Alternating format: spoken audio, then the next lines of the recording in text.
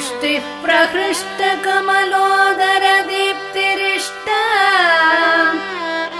पुष्टिं कृषीष्ट मम पुष्करविष्टरायाः दद्यादयानुपवनो द्रविणाम्बुधारा अस्मिन्न किञ्चन विहङ्गशिशौ विषण्णे दुष्कर्म घर्ममपनीय चिराय दूरम् नारायण प्रणयिनी नयनाम्बुवः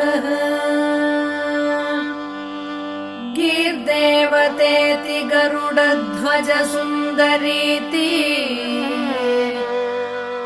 शाकम्भरीति शशिशे